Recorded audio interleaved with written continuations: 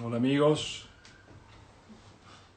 vamos a comenzar en un momento cuando se conecte Leo. Ya en un momento estamos esperando que Leo se conecte. Muy bien, Leo se conectó. Entonces vamos a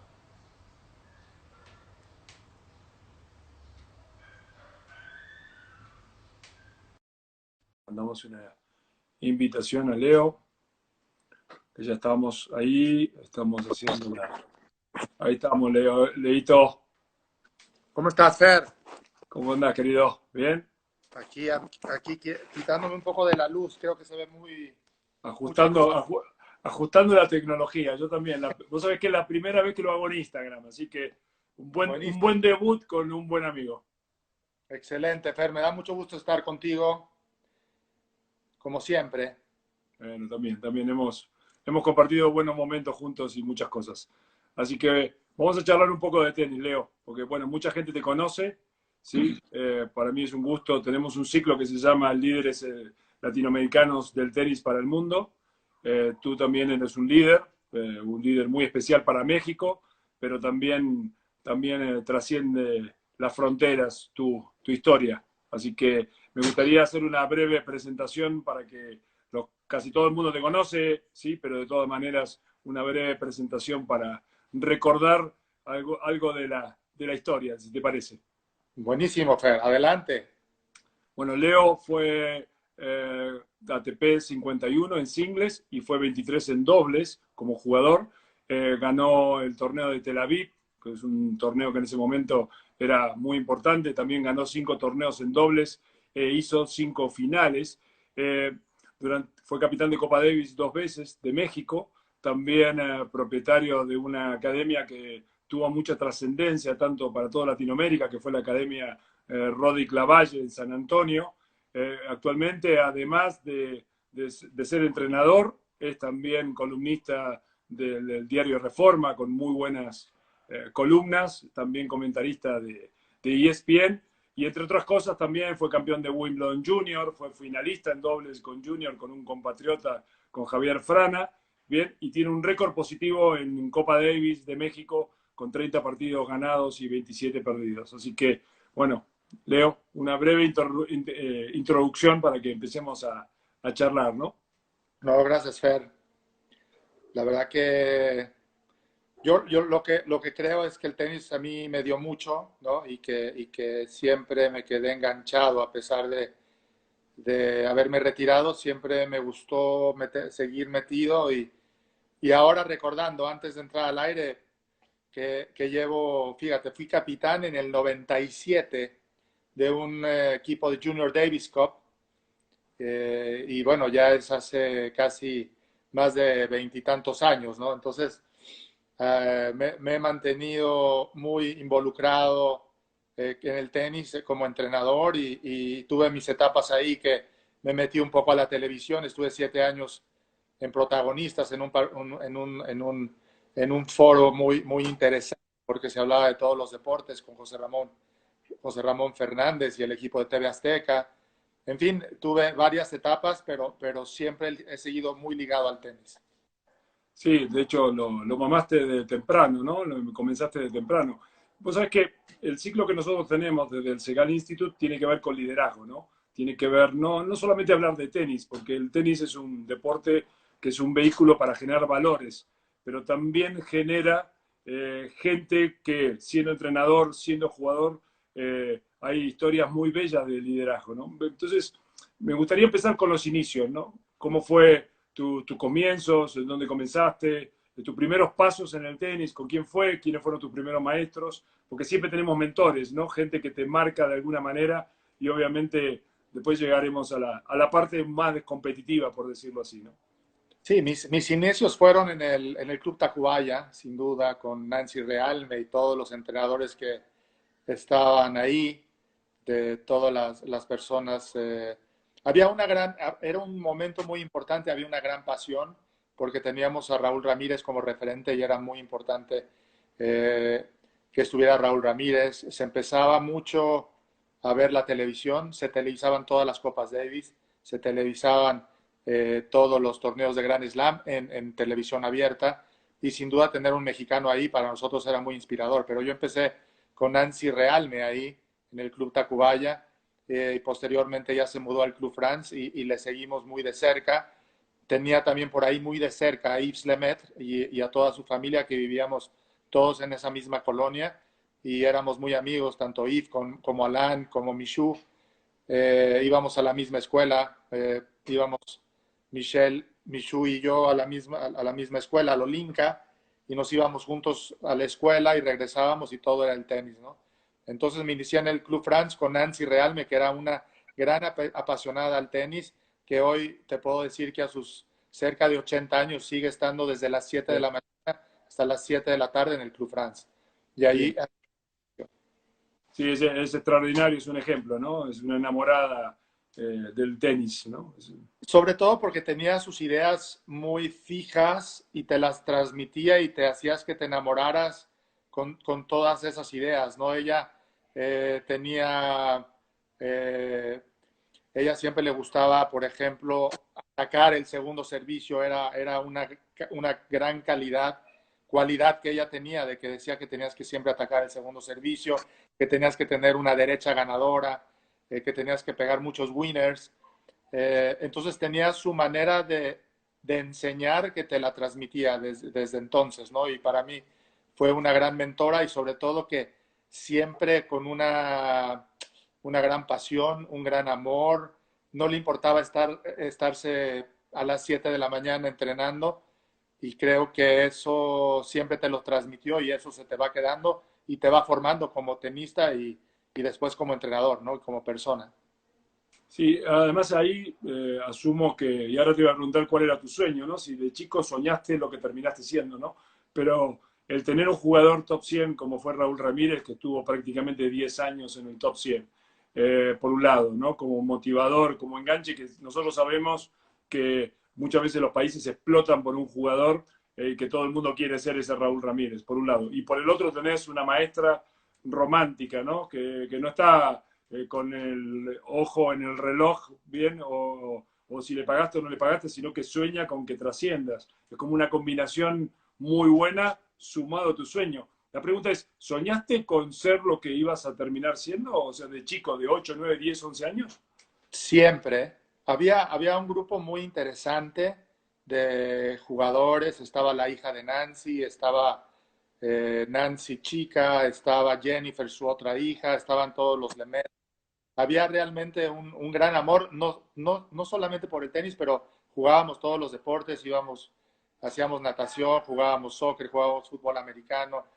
Entonces eran muy competitivos en todos los deportes y poco a poco nos fuimos enganchando cada vez más con el tenis, ¿no? O sea, en realidad, pero empezamos haciendo de todo, jugábamos béisbol, jugábamos todo y éramos demasiado competitivos, todo el tiempo competíamos y creo que eso nos forjó como una generación muy competitiva. No había mucho que hacer más que estar en el club haciendo deporte, ¿no? Todavía no había tantas otras opciones que quizás hoy en día tienen todos los niños, ¿no? Sí, Creo que claro. es Y importante. además no había la tecnología, ¿no? La tecnología de hoy que es un distractor grande, ¿no? Así es, yo creo que esos son los temas, pero cuando tú me invitaste a la charla y me comentaste cuál iban a ser los temas, pensando un poco antes, creo que si algo forjó mi carrera en el tenis, obviamente tuve muchos buenos mentores o profesores que siempre me inspiraron mucho amor. En el caso muy temprano con Nancy Realme, que realmente de los 7 8 años a los 12 13 años, siempre fue una gran ayuda.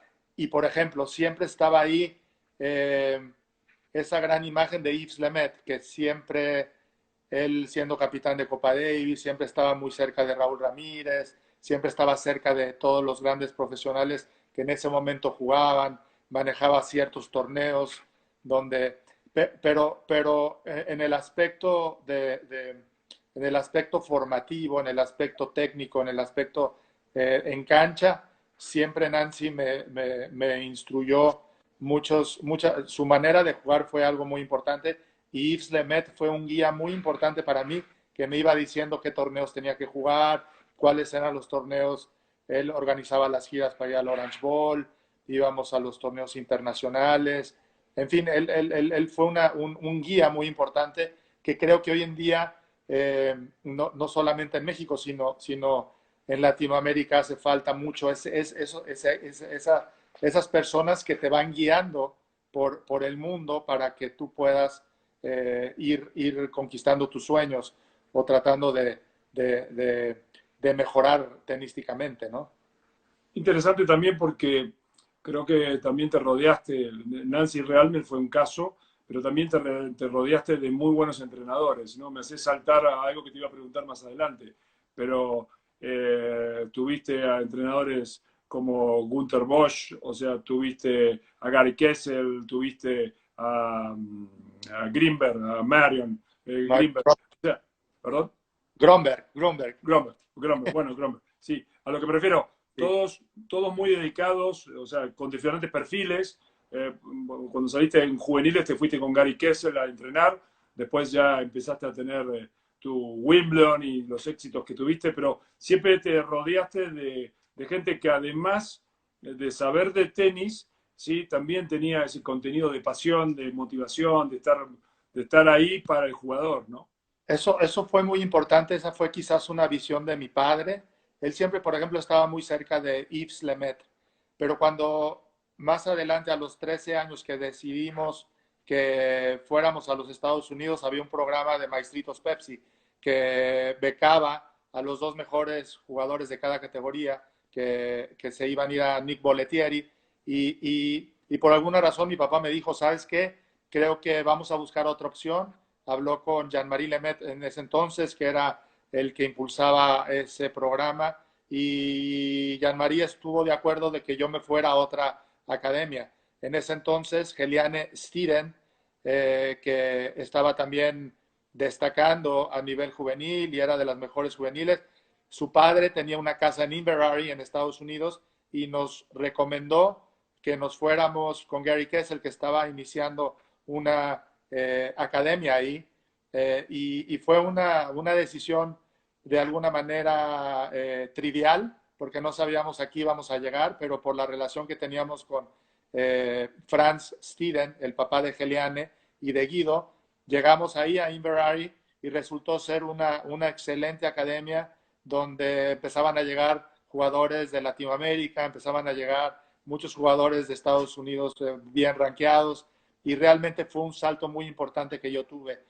Posteriormente estuvo Luis Herrera, siguiendo un poco lo bueno que estábamos haciendo, y te digo, había una gran comunicación con toda esa, era, era muy chiquito el tenis en ese entonces. Básicamente los jugadores que estaban en la República Mexicana tenían que ir a México casi casi para jugar los nacionales, y ahí,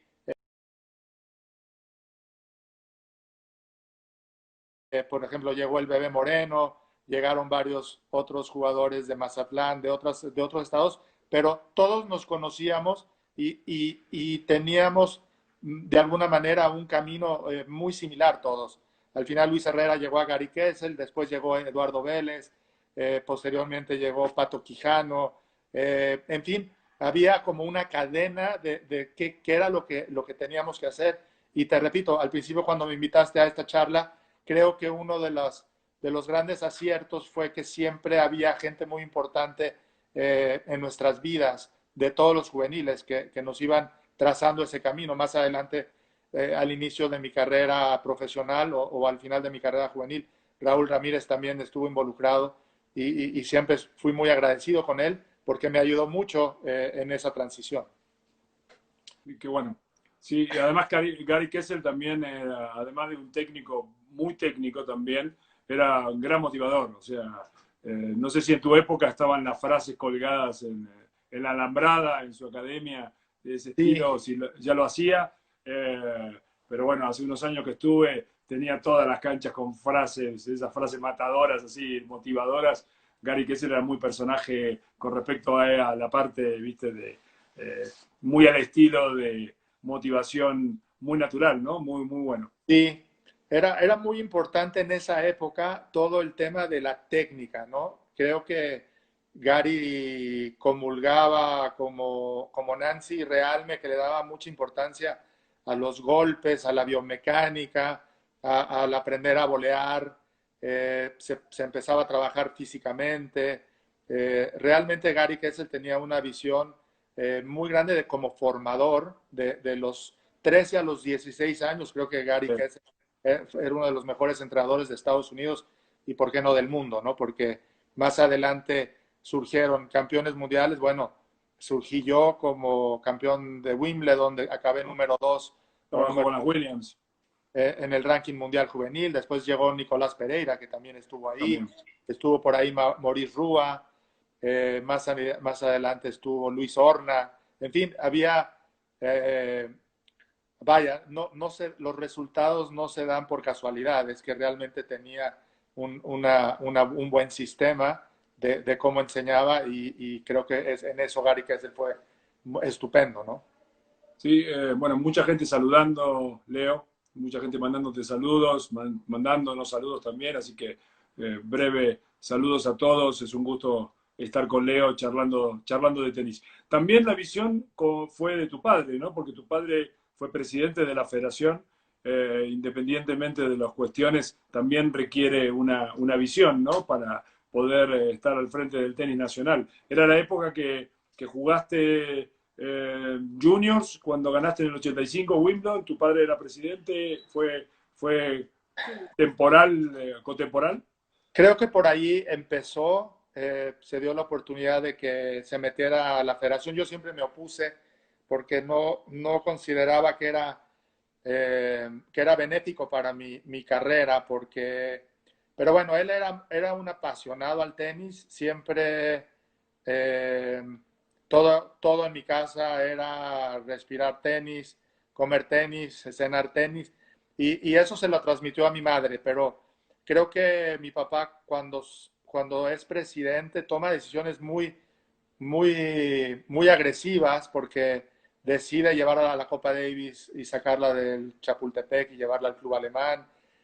Bueno, había mucha gente tradicionalista bueno, que nunca quería esos cambios y hubo mucha prensa en contra de todo eso, pero al final resultó ser visionario y resultó abrir en esa época que también estaba Pancho Maciel, estaba Jorge Lozano, que eran jugadores que habíamos estado entre los primeros 50 y creo que vio esa gran oportunidad para que el tenis mexicano se abriera un poquito más, se popularizara y que hubiera más seguimiento. Y creo que fue un gran acierto para mi padre de haber podido hacer esos cambios y que realmente aprovechó, por ejemplo, esos patrocinadores que hubo para el Mundial del 86, pudieron ver, dar la vuelta y ver al tenis mexicano como una opción para ayudar al tenis mexicano y eso lo logró mi padre. Yo estoy muy orgulloso de eso, pero por el otro lado para mí era muy comprometedor siendo quizás el mejor tenista en esa época y tenía que lidiar con todas esas situaciones que él vivía como presidente, pero a la vez yo me enfoqué en lo que era mi carrera y bueno, pero fueron dos cosas diferentes. Mi papá siempre fue un apasionado, tuvo una gran visión en esa época y creo que pudo concretar muchas cosas para el tenis mexicano. Y además sabemos, y nosotros sabemos por experiencia, y además sabemos por el recorrido, ser presidente no solamente de la Federación de México, sino de cualquier federación, no es fácil, ¿no? O sea, no es algo simple. La gente cree que es más simple de lo que realmente es y es un juego de ajedrez complejo, ¿no? Pero lo interesante en esa época, recordando, ganaste Wimbledon en el 85 y después Eduardo Vélez gana en el 86, o sea, una época gloriosa para el tenis mexicano en juveniles, ¿no? O sea, fue un impacto fuerte, o sea, porque en definitiva Venía, estamos hablando prácticamente hace 35 años, 36 años, ¿no? te digo, veníamos con una gran generación donde, por mencionar algunos, Helian Steven, obviamente el Bebé Moreno, los hermanos Lemet, eh, realmente teníamos un equipo muy competitivo cuando viajábamos. Siempre teníamos buenos resultados internacionales. Cuando empezamos a viajar a las giras a Estados Unidos y a Europa, bueno, empezamos, nos ponían unas palizas y eventualmente empezamos a ganar torneos. A los 14 años gané un torneo muy importante en San Francisco, que era el Pacific Coast, que era un torneo muy importante en Estados Unidos. Teníamos en esa época la oportunidad de jugar los nacionales de Estados Unidos y eso era un gran aliciente para nuestro desarrollo. El poder jugar con los mejores jugadores de Estados Unidos era buenísimo. De 16 años, el Bebé Moreno y yo llegamos a la final del Orange Bowl y le ganamos a Boris Becker y a Orezar la final. Boris Becker en el segundo o tercer juego se tuerce el tobillo y acabamos ganando por default. Pero esos triunfos realmente nos catapultaban como a otras latitudes, a otros niveles que queríamos mejorar, ¿no? Pero la primera vez que fuimos a Europa también fue fatal, perdíamos en las primeras rondas, ya quizás el segundo año empezamos a ganar partidos, y lo curioso de ese Wimbledon que comentas, eh, curiosamente le ganó la final a Eduardo Vélez, él siendo su primer año de 18. Él venía de una carrera juvenil impresionante, había tenido triunfos sobre Andre Agassi en los mundiales de Disney y venía con un impulso impresionante. Yo le gano la final en Wimbledon ese año, yo le gano en las semifinales a Jaime Izaga, que venía como número 1 del mundo, venía por y Tim Trigueiro, que era el mejor juvenil de Estados Unidos, le gané en los cuartos de final. Pero al año siguiente, Eduardo Vélez gana de nuevo Wimbledon. O sea, el primer año de juvenil hace finales contra de mí y al año siguiente él gana Wimbledon. Entonces, fue para mí algo increíble que Hoy sería un boom back to increíble, back ¿no? ganen o lleguen a la final, ganen dos títulos de Wimbledon, ¿no? Hoy con las redes sociales y la cantidad de comunicación que hay, sería una explosión, porque en esa época, obviamente, la gente del tenis se entusiasmaba, ¿no? Es interesante también que ustedes tenían una secuencia, ¿no? Porque del año 63 es Lozano, del año 65 es Maciel, tú eres del 67, sorry por decir tu edad, y del 71 es Luis Enrique. O sea, es como que cada 2 años, salvo la de Luis Enrique, hubo uno que terminó explotando y que terminó metiéndose en el top 100. O sea, interesante el fenómeno post Raúl Ramírez, ¿no? Y mientras tanto ustedes crecían, había un Raúl Ramírez. Raúl Ramírez estuvo en el top 100 hasta el 83, o sea, del año 73 al 83.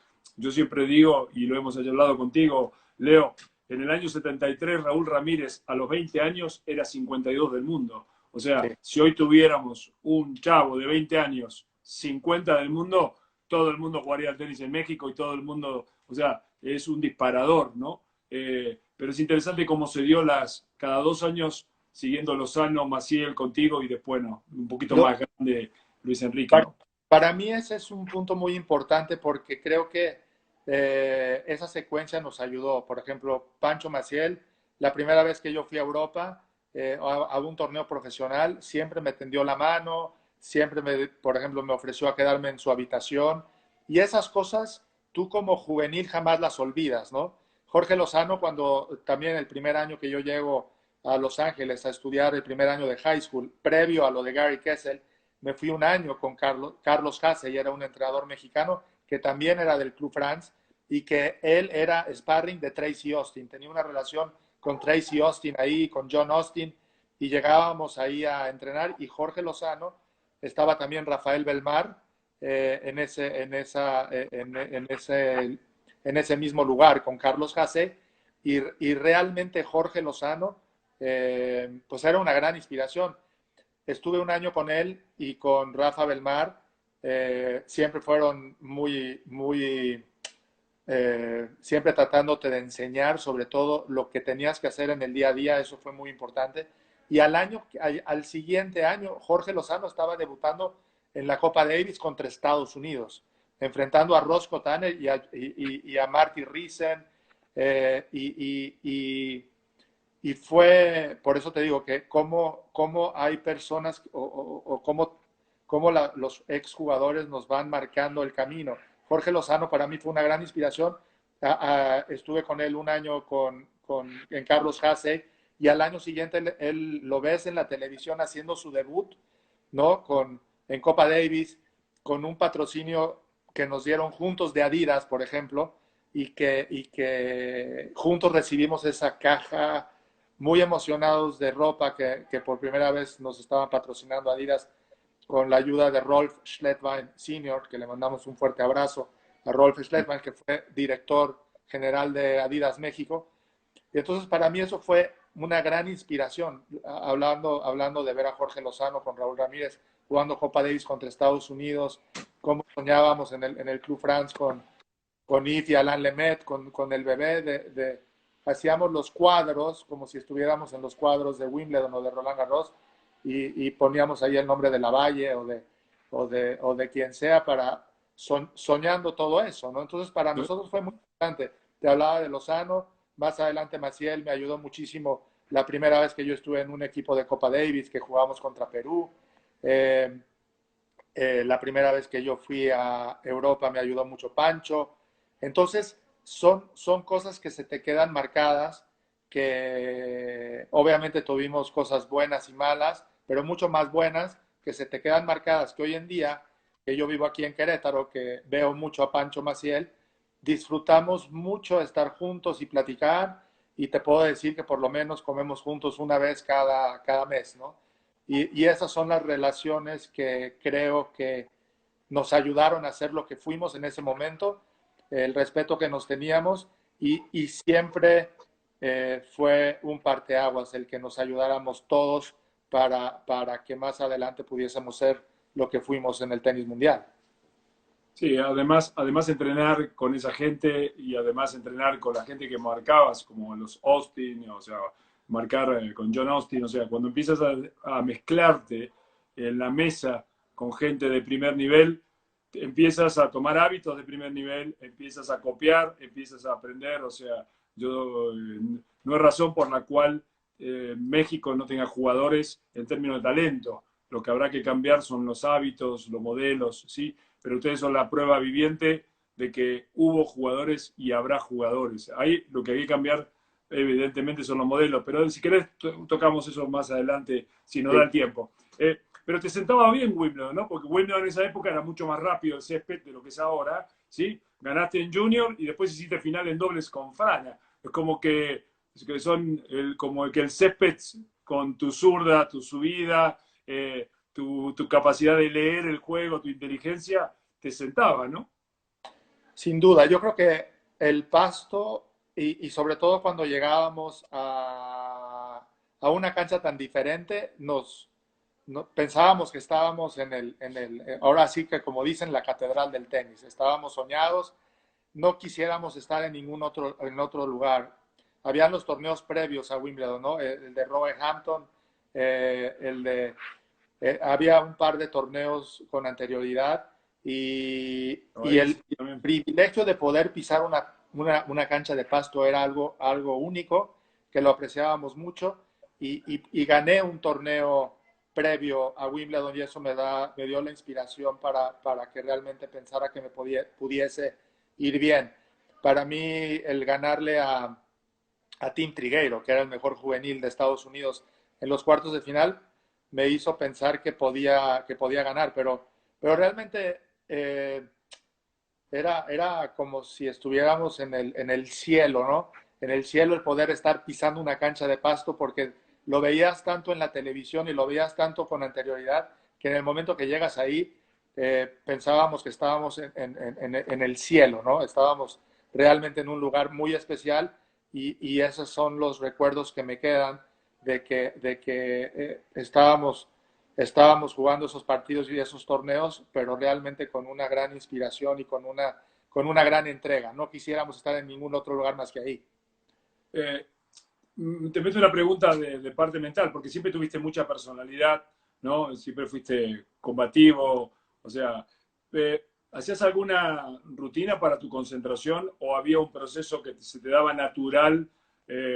Porque normalmente eres alguien competitivo, ¿no? Pero había un proceso que hacías, tenías no comparativamente los hábitos que tiene Rafa, que hace como 17 tic para terminar jugando, pero me refiero, ¿había un proceso tuyo que desde juveniles llevabas que después hiciste en profesionales?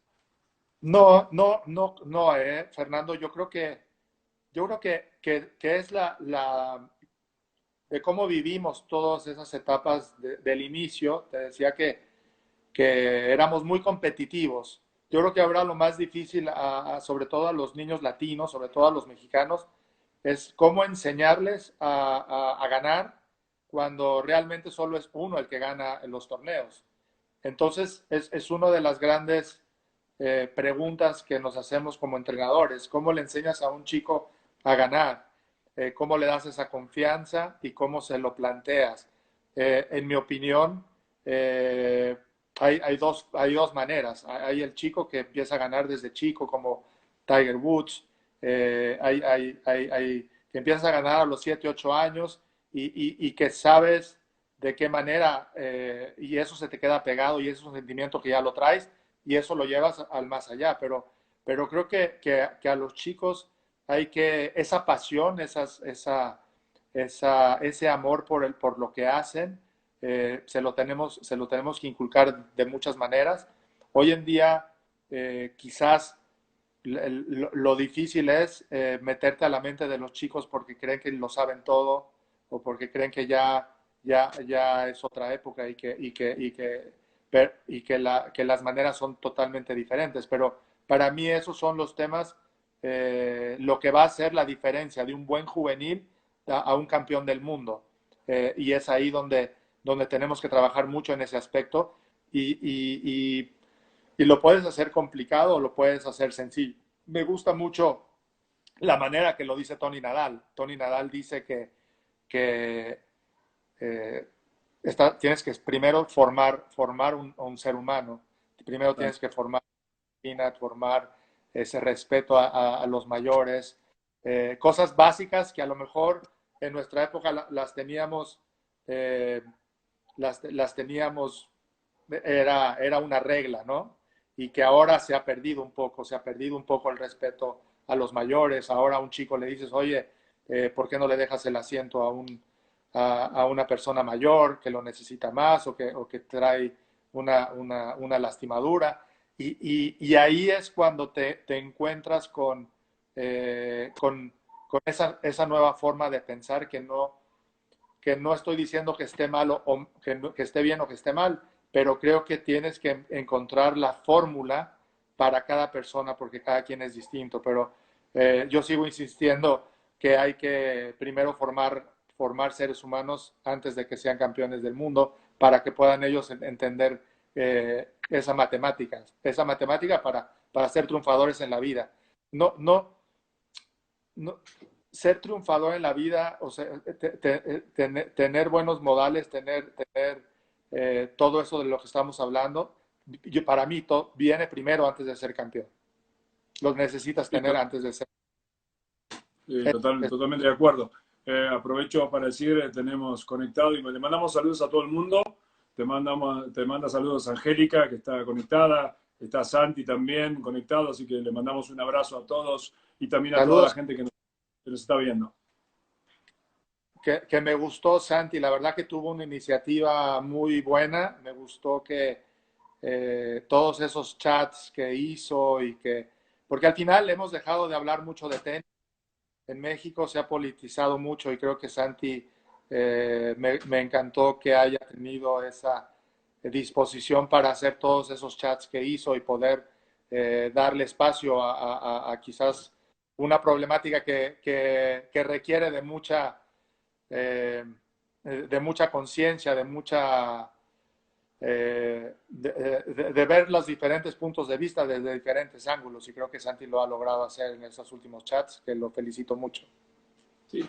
Y en definitiva las cosas son simples, quieres o no quieres, ¿no? Y Santi ha logrado hacer realmente hacer las cosas simples como son. Quieres o no quieres, apoyas o no apoyas, produces o no produces. La realidad que es mucho más simple. Pero bueno, volvamos a lo nuestro. Yendo un poquito a la historia, también viendo tu recorrido, porque en este ejercicio de liderazgo y de ver las diferentes etapas, me agradó mucho ver que ganaste en el 87 con Claudio Panatta, o sea, un dobles en Palermo. O sea, ¿cómo fue vos, un joven de 20 años, con ya un jugador prácticamente súper veterano y además un clásico del tenis? ¿Qué recordás de ese partido? Obviamente, como sabés que a mí me gusta la historia, al ver que ganaste con Claudio Panatta me llamó la atención, ¿no? Yo tenía Chino Marquese, que acaba de morir apenas el año Sí, pasado, sí. que lo recuerdo con mucho cariño, que es muy amigo de mi padre, muy amigo de Yves Lemet, y que fue una de las razones por qué firmé con IMG, por Chino Marquese, que era el director del torneo de Palermo. Y justamente acabando mi etapa de juvenil, de los primeros wildcards que me ofrecen es ir a Palermo. Pierdo un partido con Diego Pérez en primera ronda, que me marcó mal, en fin, pierdo el partido y por ahí me dice Chino, bueno, vas a jugar dobles, te presento a Claudio. Claudio era un ídolo Era en Dios. Italia, era un dios, tenía una novia espectacular, que después fue su esposa, y otra vez, yo sabía quién era su hermano Adriano, lo había visto en revistas, y traía esa manera de jugar tan clásica de Adriano, y Claudio también era un gran jugador, Sí, hicimos muy muy bueno. bien, empezamos a ganar, y al final le ganamos la final a Thomas Smith y a Peter Corda. Sí, sí, por Y eso, vi la final. fue un título increíble para mí a los 18 años. Y bueno, en un lugar, no sé si has tenido oportunidad de estar ahí en, el, en, el, en el Tennis Club de Palermo, que Sí, es sí, un sí, lugar fui al torneo con Franco, con David. increíble, ¿no? O sea, la verdad es que comes impresionante, el club es una belleza, toda la gente bien vestida, todos de traje y de corbata. En realidad, eran los primeros torneos y yo, una vez más, imagínate, el jugar con alguien como Claudio Panatta en Palermo, con Chino Marchesi ahí, con ese gran ambiente italiano de que muy parecido al estilo mexicano, que se meten contigo, que te empujan y que te llevan a, a entonces, muy parecido a la calidad que tiene el mexicano, y para mí estar en esos torneos fue, sobre todo al inicio, algo increíble. Ese fue También, mi primer título. sí, sí, fue tu Como, primer tipo de dobles. Interesante el recuerdo de Gino Marchesi porque también ayudó a mucha gente y también era un dandy, ¿no? Era un personaje muy especial y vaya el recuerdo, se fue como dijiste el año pasado, pero bueno, eh, uno recuerda porque había mucho glamour, era mucho estilo también con Sergio Tacchini también, que a mí me tocó conocerlo ahí, o sea, todo un grupo italiano muy fuerte, Sergio Palmieri también, que después sí, durante mucho tiempo fue director, que siempre estaban juntos. Y Leo, ¿cómo fue ganar en el 91? El 91 fue tu gran año, ¿no? En términos, porque pisaste final de Wimbledon en doble, ganaste la VIP, o probablemente después tuviste muy buenos años, ¿no? porque hablabas de Palermo y consecuentemente me dan otra invitación para jugar en Scottsdale, en un wildcard, que también un torneo grande. eh, y curiosamente me dan la oportunidad de jugar de compañero de Mike de Palmer. Mike de Palmer era un jugador ya que estaba en sus épocas de retirado, y empezamos a ganar, y en las semifinales nos toca John McEnroe y Peter Fleming como pareja número 1 del mundo. Yo todavía de 18, 19 años, empezando mi carrera como profesional, y eh, para yo darte un poquito la pauta de lo que era para mí John McEnroe, yo tenía un póster de John McEnroe en la cabecera de mi cama, y tenía uno de Jimmy Connors, y tenía también uno de Raúl Ramírez, y eran mis tres ídolos. Pero en ese partido les empezamos a ganar Mike de Palmer y yo, ellos pareja número 1 del mundo, Sí, y claro. empieza a portar pésimo, empieza a decir groserías del mexicano y se empezaba a meter el humo de las hamburguesas que estaban cocinando afuera y decía que es like Mexico City, decía. Y total, acabamos de ganando a McEnroe Fleming, yo con Mike de Palmer en las semifinales, y le ganamos la final a Davis Spade y a Scott Davis. Y ganamos también un título increíble de Scottsdale con Mike de Palmer. Y posteriormente en la sala de prensa cuento la historia. Yo realmente dije, no, para mí fue una gran decepción el haberle ganado a John McEnroe porque tengo su póster en la cabecera de mi habitación y para mí es mi héroe y la verdad se portó muy mal conmigo y me agredió y eran otras épocas. Pero lo curioso de todo esto es que al día siguiente McEnroe vio lo que dije en la prensa y fue y pidió disculpas y a partir de ahí nos hicimos muy amigos. Esa es una muy bonita historia que tengo con McEnroe cuando yo empezaba mi carrera y que ganamos Scottsdale, Mike de Palmer y yo. Es una buena historia. Sí, muy buena historia. Muy buena historia. ¿Y cómo fue Tel Aviv? Porque también era un torneo no usual, ¿no? Para ganar, ¿no? Debes haber estado muy conectado ahí.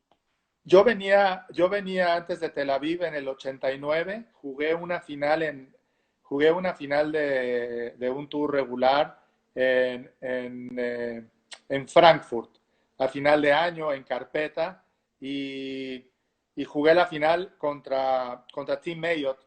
Jugué la final, iba 3-1 arriba en el tercer set y perdí esa final. Y la verdad es que terminé el año, me parece que fue en el 89, terminé el año pues muy triste, ¿no? Porque sentía que podía haber sido mi primer título y que quizás nunca más se me iba a presentar a otra oportunidad. En Tel Aviv, en el 91, venía yo de jugar la calificación. Yo venía viajando con Heinz Gildemeister, que era mi entrenador en esa época, y empezamos a tener una rutina. Hacíamos muchos ejercicios de jugar dentro de la cancha, dentro de la línea de base, hacíamos todos los ejercicios que él había hecho con Laura Raya, que Claro. le mando un gran saludo.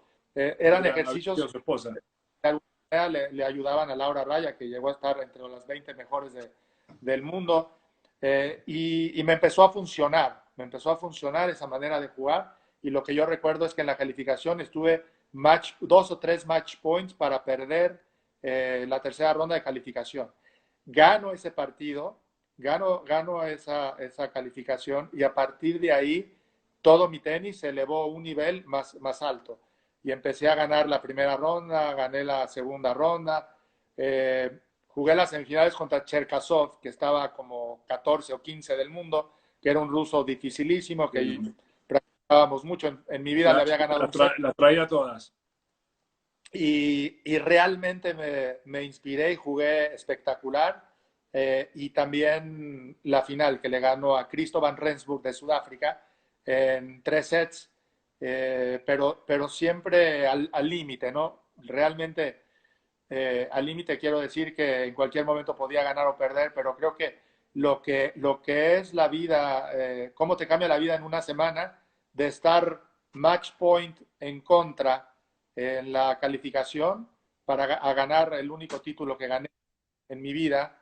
Gané muchos títulos de Challengers, muchos títulos de 25 miles, habré ganado unos 6 o 7 títulos como de 25 miles, etcétera, o de $100,000, pero jamás un torneo del Tour regular como Tel Aviv. Pero sí recuerdo que me cambió la vida después de estar match point en contra para poder jugar mi mejor tenis y ganar el torneo en Tel Aviv.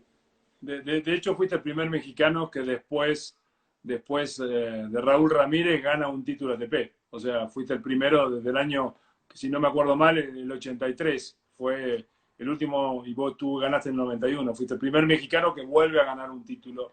¿Sí? Eso dicen las crónicas periodísticas, que obviamente uno no es, pero leyendo Es, sobre el tema, ¿no?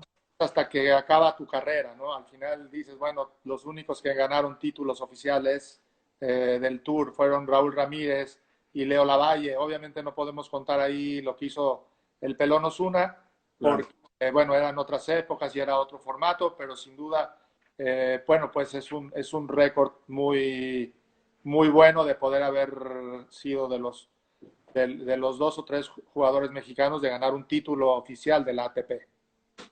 ¿Y cómo fue tu transformación? Pero antes te quiero preguntar, sí, se nos va a pasar la hora muy rápido, venimos charlando de tenis, eh, eh, porque es evidente que tenías un efecto y afecto especial para jugar la Copa Davis.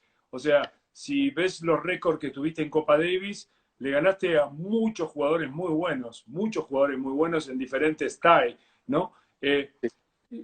Tanto en México como también afuera de México. O sea, eras competitivo jugando por el país. Eh, todos sabemos que jugar la Copa Davis para tu país es lo más grande que hay, pero era como un plus para vos, ¿no? Era como viste que pusimos la charla que creer en ti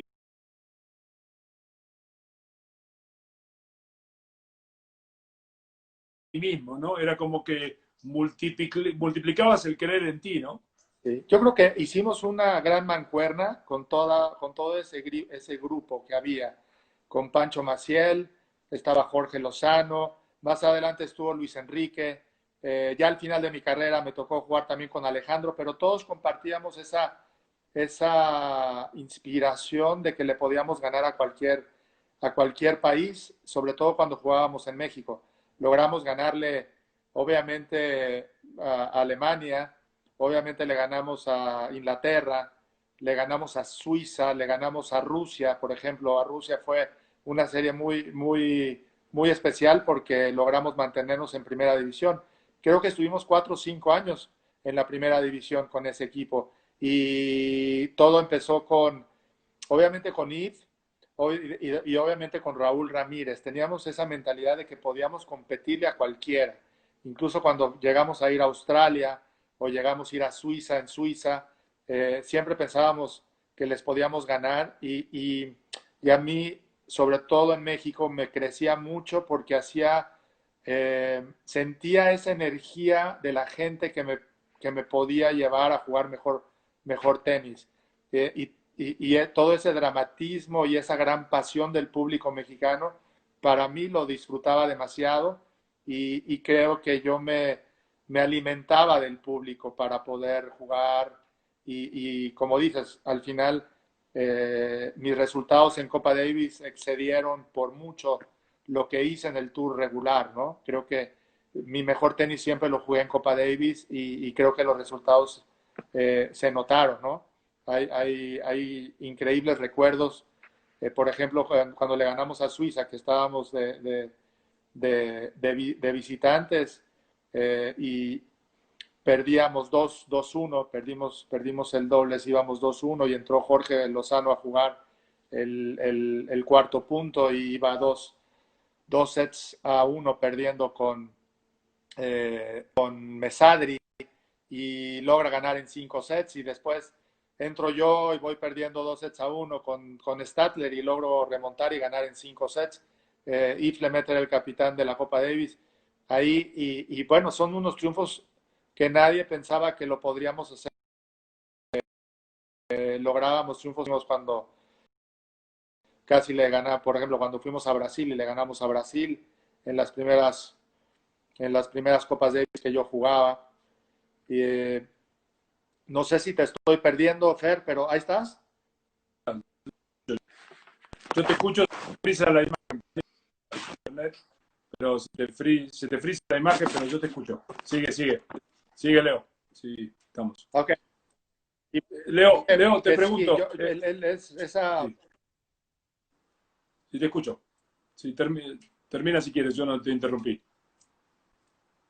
No, no, dime, es que me ibas a preguntar tú. Adelante. Te iba a preguntar, ¿sufrías el circuito? Viste que hay jugadores que de repente en casa juegan mejor y el circuito lo hacen, compiten, pero a veces sufren el viajar. ¿Qué, ¿El circuito te sentías? En esa época sí, porque viajábamos mucho tiempo solos.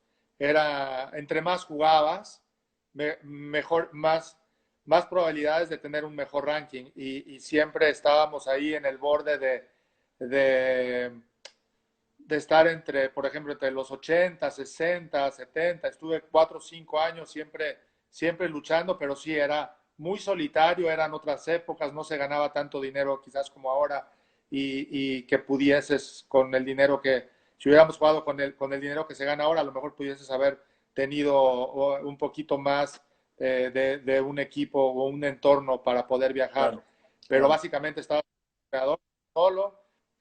Pancho jugaba otros torneos, Jorge Lozano estaba siempre jugando otros torneos, entonces nos veíamos poco y realmente la convivencia era difícil porque había mucho más europeos o jugadores de otros países que no tenían nada que ver con tu forma de vivir, con la forma latina, todo eso te afectaba muchísimo, pero bueno, eran otras épocas, pero sí fue muy difícil todo ese aspecto porque mucha gente te pregunta, oye, ¿por qué te retiraste tan joven a los 29, 30, 31 años? Bueno, porque llevábamos desde de los 16 que no parábamos de viajar, desde los 16 a los 29, 30, 31 años. La verdad que son muchos años. Sí. Una pregunta, te voy a hacer un par de preguntas de la gente, ¿no? Gabriel pregunta, ¿cuál sería el partido que quisieras volver a jugar?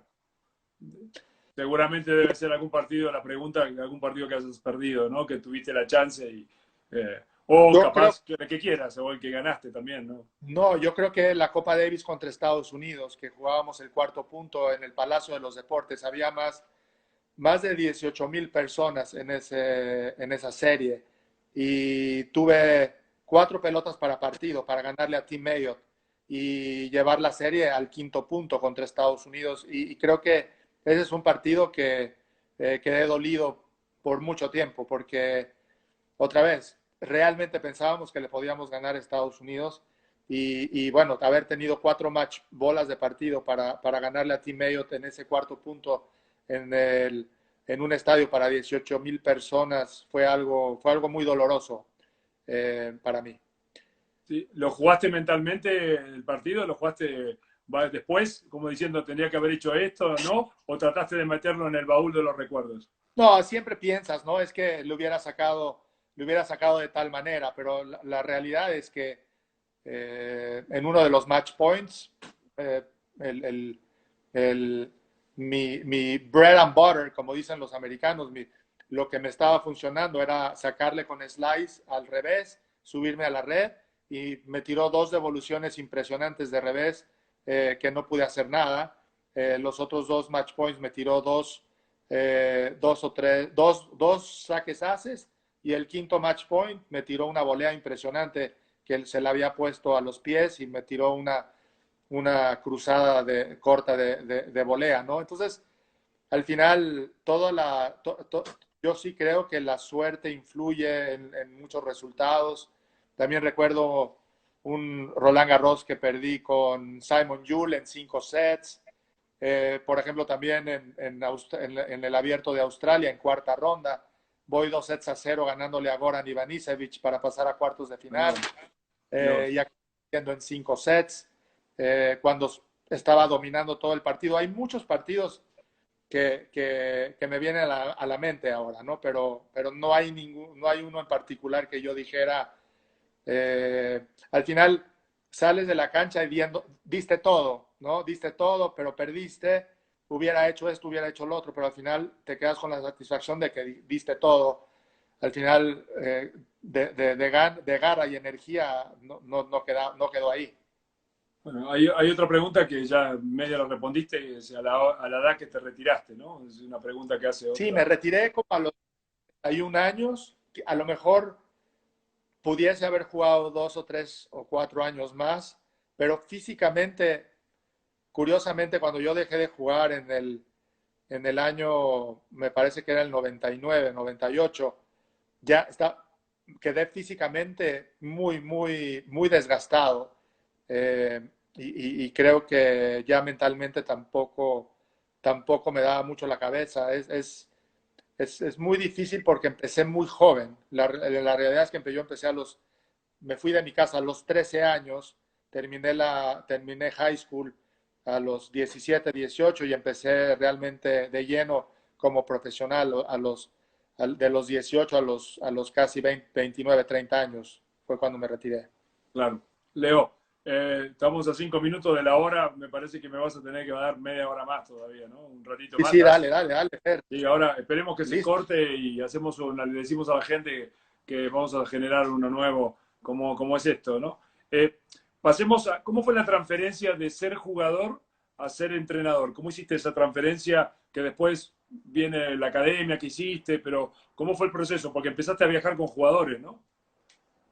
Sí, yo creo que empecé a jugar todavía yo jugaba algunos torneos y en realidad empecé a viajar con varios jugadores juveniles, te digo, Alejandro Hernández, papá, me invitó de capitán de la Junior de Davis Cup en el 98, si bien recuerdo, le ganamos a un par de equipos muy importantes, después perdimos contra España.